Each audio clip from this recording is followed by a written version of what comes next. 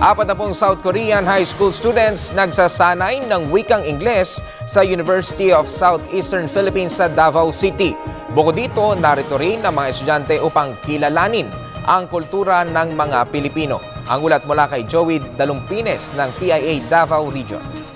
Nagkasundo ngayon ang University of Southeastern Philippines at Pyongyang Technical High School sa South Korea para sa 2 linggong English Training Camp sa mahigit 40 mga mag-aaral na South Koreans. Pinirmahan ang kasunduan ni Dr. Perfecto Alibin, Pangulo ng University of Southeastern Philippines, at Baek Gi-hoon, Principal ng Pyongyang Technical High School.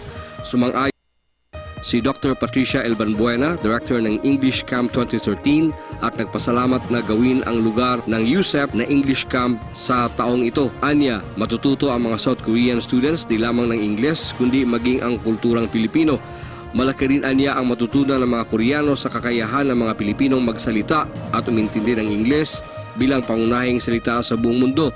Inihayag naman ni Dr. Perfecto Alibin na paunang bahagi pa lamang ang English Camp sa susunod pang mga pagsasanay ng mga South Korean sa hinaharap.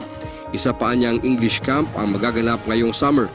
Sinabi ni Dr. Alibin, pinili ng mga South Koreans ang USEP dahil sa magandang marka nito sa global academic community. Korean students are here today not only to learn English but also to learn our culture.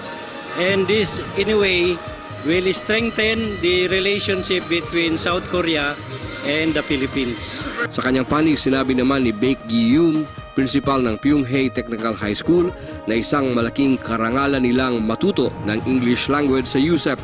Produktoan niya ng kanilang eskwelahan ang mga scientists, English at iba pang mga professors sa kanilang bansa. Kailangan niya ang salitang Ingles para maintindihan ang nagbabago.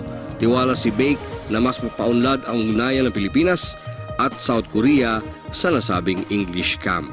Para sa Telebisyon ng Bayan, Joey Dalumpines ng Philippine Information Agency, Davao Region.